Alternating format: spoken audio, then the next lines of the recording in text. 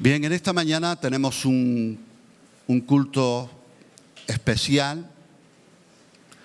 Si alguien viene por primera vez, quizás... ¿Hay alguien que viene por primera vez? ¿Puedo ver tu mano? ¿Alguien nos visita? Bienvenidos, bienvenidas. Bienvenidos y bienvenidas. Si oyes la palabra culto, quizás te suene un tanto extraño, pero bueno, en este mundo hay mucha gente que le da culto al cuerpo. Puedes ir a los gimnasios y verás cuánta membresía hay. Hay un avivamiento tremendo en los gimnasios. La gente le da culto a sus cuerpos, otros le dan culto a sus dones, sus talentos musicales, literarios, lo que sea. Pero nosotros en esta mañana, por la gracia de Dios, estamos aquí para darle culto, darle honra, darle honor, darle gloria, reconocimiento al Dios de los cielos, al Rey de Reyes y Señor de Señores, a Jesucristo nuestro Señor. Y si no fuese así, en vano venimos aquí en esta mañana. Porque para cambiarse de religión te quedas en la que estás y no tienes mucho conflicto. Pero si queremos la verdad, Jesús es la verdad. Entonces el conflicto es grande. Pero como dice el profeta Daniel, decía, el conflicto era grande y la palabra verdadera. Cuando la palabra es verdadera, el conflicto es grande. Gloria a Dios. En esta mañana vamos a celebrar la cena del Señor. Y alguien podría decir, yo me lo pregunto a veces, la cena de día. Nosotros hacemos la cena de día. Pero vamos a hacer la cena del Señor. La Santa Cena se conoce también como la Santa Cena o la comunión del pan y del vino en esta mañana. Y yo lo que quiero hacer es compartir una enseñanza resumida sobre la institución de la Cena del Señor, como lo hizo Jesús, de una forma muy resumida y breve, qué significa este simbolismo del pan y del vino. Y voy a compartir una enseñanza, como he dicho, bíblica, cuya fuente está en una página cristiana llamada God's Question. Y la menciono porque creo que es honesto cuando tomamos de otras fuentes también, de otros siervos de Dios, reconocer su trabajo y su labor. ¿Amén? ¿Alguien dice amén?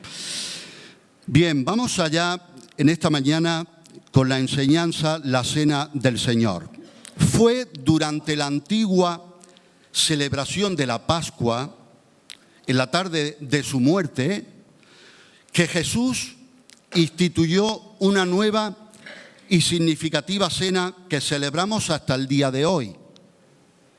Nos hace falta recordar la muerte y resurrección del Señor, mirando hacia el futuro, esperando su regreso en gloria. ¿Cuántos aquí están esperando el regreso en gloria, el regreso de Jesús? La Pascua era la festividad anual más sagrada de los judíos. Conmemoraba la última plaga en Egipto, cuando Dios saca con mano fuerte a Israel de la esclavitud de Egipto. Tú habrás leído las plagas que Dios envía, y si las estudias un poquito en detalle, observarás que cada plaga era como un castigo y un juicio sobre un dios egipcio. Y en esta última plaga, conmemoraba la última plaga en Egipto, la Pascua, cuando los primogénitos de los egipcios murieron y los israelitas fueron perdonados por la sangre del cordero que fue rociada en los postes de sus puertas. Las familias asaron el cordero y se lo comieron con pan y sin levadura. Los relatos de la Cena del Señor se encuentran en los Evangelios. Vamos a leer en Mateo 26, versículos del 26 al 30, y dice: y mientras comían, tomó Jesús el pan y bendijo y lo partió y dio a sus discípulos y dijo: tomad, comed, esto es mi cuerpo. Y tomando la copa y habiendo dado gracias, les dio diciendo: bebed de ella todos, porque esto es mi sangre del nuevo pacto, que por muchos es derramada para remisión de los pecados. ¿Cuánto le dan gloria al Señor? Y os digo que desde ahora no beberé más de este fruto de la vid hasta aquel día en que lo beba nuevo con vosotros en el reino de mi Padre. Y cuando hubieron cantado el himno, salieron al monte de los Olivos. Y ahí fue, tú sabes, donde él fue traicionado, donde Judas le entregó con un beso y fue llevado atado. A mí eso me impresiona, el Dios de gloria, el Rey de gloria, cuyo trono son los cielos y la tierra es el estrado de sus pies. Los cielos no pueden contener su gloria, aleluya, y que Él se haga hombre, y no solo hombre, se haga siervo, y el Dios que dijo, sea la luz, sea hecho por el poder de su palabra. Hay un poder creador, transformador, que por su poder, Él dice: Lázaro, sal fuera, y resucita a los muertos. Dice la palabra del Señor en los evangelios que cuando lo prendieron, Jesús fue llevado atado al sumo sacerdote. ¿Tú te imaginas el Dios que todo lo puede? Que dice la palabra de Dios que su mano aún no se ha cortado para salvar. Y que Él fuese llevado atado. Él se dejó atar para que tú y yo seamos desatados. Él se dejó atar para que tú y yo seamos libres del pecado, de todo hábito, de todo vicio, de toda rutina, de toda mala forma de vivir. Jesús viene a deshacer las obras del diablo. Él viene para que tengamos vida y vida en abundancia. Él viene a traernos libertad, porque conoceréis la verdad y la verdad os hará libres. ¿Cuántos dicen amén? Y este relato de la cena del Señor se encuentra también en el Evangelio de Marcos, si lo quieres anotar, capítulo 14, versículos del 17 al 25. También está en el Evangelio de Lucas, capítulo 22, versículos del 7 al 22. Y también se encuentra en el Evangelio de Juan, capítulo 13, versículos del 21 al 30. Si yo no tengo amor, no puedo dar amor. Si yo no tengo conocimiento del Señor, no puedo enseñar a otros. Si yo no tengo de la vida del Espíritu Santo, no puedo transmitirla a otros. Transmito lo que soy y lo que tengo. Y el apóstol Pablo dice: porque yo recibí del Señor. Muy importante que oremos y digamos: Señor, yo quiero recibir, pero todo lo que yo reciba quiero que sea de ti. Sea lo que sea. Cualquier tipo de anhelo, de deseo, de bendición, de necesidad, si no viene del Señor, si no lo recibo de ti, podemos decir: Señor, no lo queremos.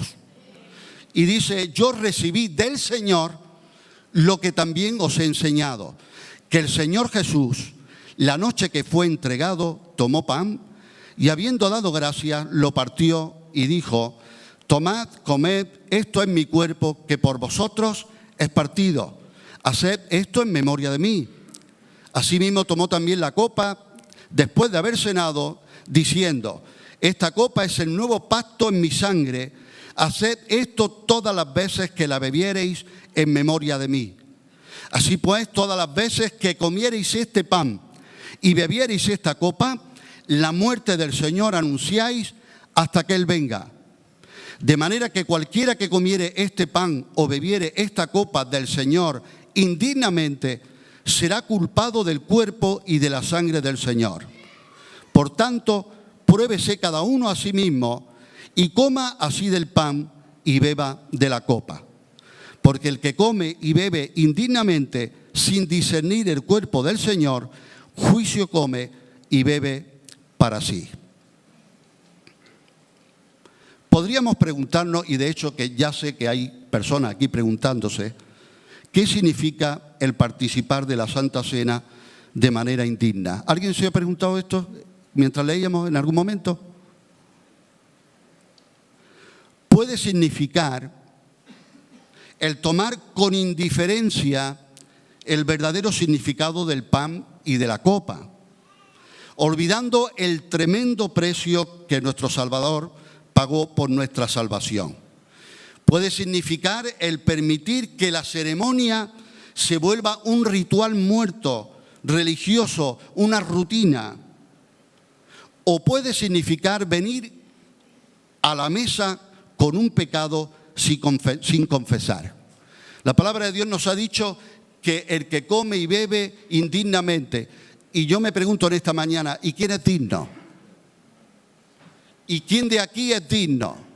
¿Quién podría decir, yo sí soy digno, yo sí soy digna de tomar la Santa Cena?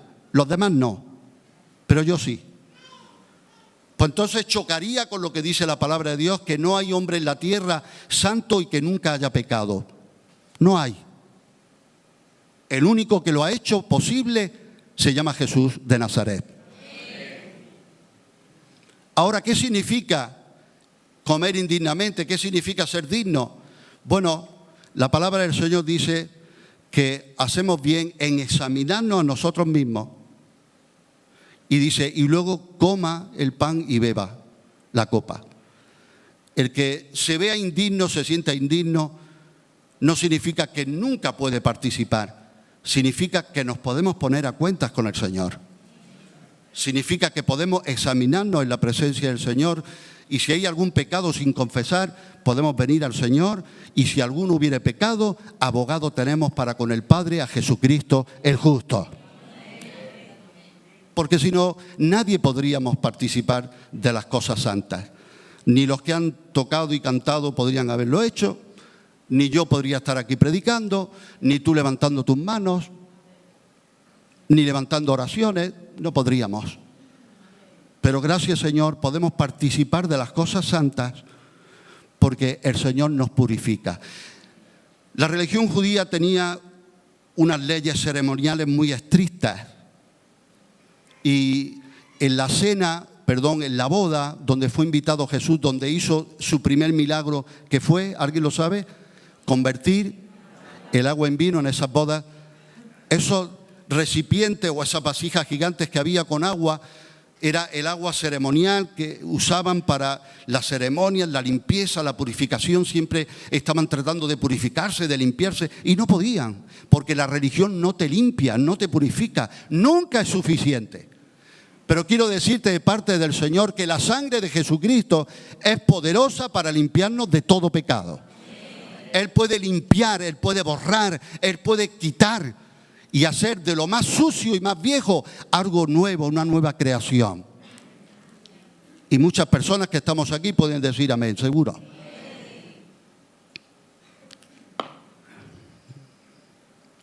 Otra declaración que hace el apóstol Pablo es, en 1 Corintios 11:26, dice, así pues, todas las veces que comiereis este pan y bebiereis esta copa, la muerte del Señor anunciáis hasta que Él venga. Hasta que Él venga. Así que el límite de celebrar la Santa Cena será, ¿hasta cuándo? Hasta que Él venga. Y estamos anunciando la muerte del Señor. ¿Qué significa anunciar la muerte del Señor? Si yo le digo a alguien, Jesús murió, alguien me podría decir, bueno, eso yo ya lo sé, lo dice la historia. Pero es poder predicar, poder declarar el Evangelio, que Jesús murió y al tercer día resucitó. Aleluya. Y Dios es un Dios de vivos, no es un Dios de muertos. Es el Dios de Abraham, de Isaac y de Jacob. Aleluya. Pero también es el Dios de Mari, el Dios de Marisol, el Dios de Ana, gloria al Señor, el Dios de Óscar, el Dios de Paco, el Dios de Humberto, gloria a Dios. ¿Es tu Dios? Dice la profecía sobre Jesús, por cuanto amaste la justicia y aborreciste la maldad, Dios te ungió con un óleo de gozo más que tus compañeros, dice, el Dios tuyo. Hay una expresión ahí que dice el Dios tuyo. Te pregunto y me pregunto en esta mañana, ¿quién es el Dios tuyo? ¿Es nuestro Dios creador? ¿Es nuestro Dios salvador? ¿Es nuestro Señor Jesucristo? Jesús declaró que el pan simbolizaba su cuerpo, el cual sería partido, dice, pero la palabra nos enseña que ningún hueso suyo fue quebrado. Pero su cuerpo fue tan terriblemente flagelado que apenas era reconocible. Vente a un salmo mesiánico, Salmo 22, salmo por excelencia, en el versículo 16 y 17 dice: porque perros me han rodeado, me ha cercado cuadrilla de malignos, horadaron mis manos y mis pies. Contar puedo todos mis huesos, entre tanto ellos me miran y me observan. Y en Isaías 53, versículo 5, con qué precisión, 700 años antes, 800 años antes, el Señor ya estaba indicando cómo iba a morir el Mesías, de qué forma, con detalles y precisión. Isaías 53, capítulo entero, lo puedes leer en tu casa también. Isaías tremendo, le llamaban el profeta evangelista, porque era un profeta muy usado por el Señor en profecía acerca del Mesías. Y en Isaías 53, versículo 5, dice: mas él herido fue por nuestras rebeliones. ¿Qué dice? Me encanta cómo lo expresa. Ahora hay que usar otras versiones porque dicen los jóvenes que no se enteran. Pues yo te digo una cosa, cuando habláis vosotros yo tampoco me entero mucho, la verdad. Tenemos que encontrar un lenguaje, el lenguaje celestial, ¿verdad? El que nos podemos entender todos, ¿no? Isaías 53:5 dice: molido, esa expresión, ese adjetivo, ¿verdad? Molido. Él fue molido por nuestros pecados. El castigo de nuestra paz fue sobre él y por su llaga fuimos nosotros curados. Así que hoy estaba pensando, cuando participemos del pan y del vino, no solo estamos recordando la muerte de Jesús, no solo estamos recordando que Él entregó su cuerpo, no solo estamos recordando que Él derramó su sangre, sino que eso tiene un poder. Y cuando yo la tome puedo decir: Señor, tú sigues siendo el Dios por los siglos eternos, el Dios inmutable que nunca cambia. Tú eres el mismo ayer, hoy y por los siglos, y tú tienes poder para sanarme. Y tú puedes orar, y cuando tomas la Santa Cena puedes decir: Señor, sáname, Señor, esta enfermedad, Señor, esto que necesito que tú intervengas en mi vida, sana también mi corazón, esta herida, este dolor en el alma. Dios puede hacerlo.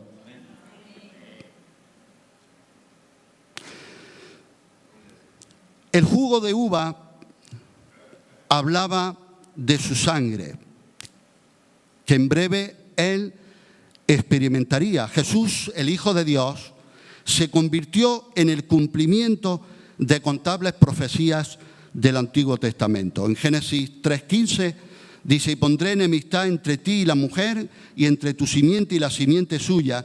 Esta te herirá en la cabeza y tú le herirás en el calcañar. También te recomiendo, puedes leer, como hemos dicho, el Salmo 22 y también el profeta Isaías capítulo 53. La Pascua requería la muerte de un cordero y señalaba al futuro la venida del Cordero de Dios que quitaría el pecado del mundo. Y eso se cumplía en la cena del Señor. El nuevo pacto tomó su lugar cuando Cristo, el Cordero de Pascua, fue crucificado. Primera carta a los Corintios 5, versículo 7, dice el apóstol Pablo: limpiaos pues de la vieja levadura, para que seáis nueva masa, sin levadura como sois, porque nuestra Pascua, que es Cristo, ya fue sacrificada por nosotros. En esta mañana hacemos bien en tomar el pan sin levadura, pero haríamos mucho mejor en decir: Señor, ayúdame a quitar toda levadura que haya en mi vida. a guardarnos de toda levadura. ¿Recordáis la escena en que Jesús le dice a los discípulos, guardaos de la levadura de los fariseos? Y ellos pensaban que Jesús estaba hablando de los bocatas, que no había traído el pan o que estaban despistadillos. Nosotros no, gracias a Dios, ¿verdad? Ya nosotros tenemos un nivel. Pero el apóstol era un poquito más torpe, el entendimiento le costaba, ¿verdad? Y no entendían. Hasta que Jesús les tuvo que explicar que cuando les decía guardaos de la levadura de los fariseos, se refería a esa levadura que sube a ese orgullo, a ese tipo de doctrinas. Estaba la levadura de los fariseos, de los saduceos, de los herodianos, y hay levaduras de todo tipo. Pero nosotros queremos decir, Señor, líbrame, ayúdame, como el pueblo de Dios cuando iba a celebrar la Pascua tenían que rebuscar por todas las casas y en todo rincón y buscar cualquier pan, cualquier alimento que tuviese levadura y quitarlo. Aleluya, y nosotros queremos con la ayuda del Señor quitar toda levadura, porque dice la palabra de Dios que un poco de levadura leuda toda la masa. Así que, no, es un pequeño, cuidado con esos pequeños brotes, es cuando hay que ir a por ellos. ¿Cuántos dicen amén? Y me encanta que dice que Cristo es nuestra Pascua. Cristo es nuestra Pascua. Algunos todavía celebran la Pascua, están en el simbolismo. Qué alegría poder vivir en el cumplimiento. ¿Para qué vivir en el simbolismo pudiendo disfrutar del cumplimiento? Yo tengo un álbum que hice hace unos años. No sé cuántos años llevábamos casados, fui a un fotógrafo con el que yo trabajaba y le dije, quiero que me haga un álbum lleno de fotografías preciosas de mi esposa, con una pila de vestidos que va a traer, para yo deleitarme. Y tengo ese álbum, lo tengo todavía. Pero ¿no crees que sería un poco absurdo que yo cuando llegue esta tarde a casa coja ese álbum de fotografías y mi mujer al lado y yo me ponga a besar las fotos y a decirle qué preciosa eres, qué linda eres, qué cosa más bonita, y mi esposa al lado, así, esperando? ¿Para qué vivir en el simbolismo? ¿Para qué vivir en los tipos, en las sombras, si puedo vivir en la luz? Y Cristo es nuestra Pascua. Él lo ha cumplido. Él dijo, tetelestai, consumado es, dijo en la cruz. Él cumplió todo lo que tú y yo jamás podríamos cumplir. Leyes ceremoniales, leyes civiles, leyes morales, cualquier tipo de ley, Él la cumplió en sí mismo. Y Cristo es nuestra Pascua. No había otra forma. Dice el apóstol Pablo que si por guardar las obras de la ley yo puedo ser justificado, dice, no, yo no desecho la gracia de Dios, porque si yo por cumplir las obras de la ley soy justificado, entonces por demás murió Cristo. Pero la iglesia del Señor en esta mañana dice, no murió en vano, no desechamos la gracia de Dios y Cristo es el autor de nuestra fe y de nuestra salvación. ¿Alguien dice amén? Y si no, no estaríamos aquí. Entonces Cristo fue sacrificado por nosotros. Te voy a contar un relato. Había dos hombres en el sur de Inglaterra, estaban arreglando un tejado de estos pueblecitos de Inglaterra, muy bonitos, que todo es verde, y estaban en lo alto de un tejado, y uno de ellos era cristiano, el otro era ateo, y el cristiano siempre estaba testificando, evangelizando, predicando el evangelio, pero el otro siempre estaba rechazando, resistiendo, no quería recibir la luz, no quería comprometerse, no creía, decía que no creía, y estaban los dos en el tejado arreglando.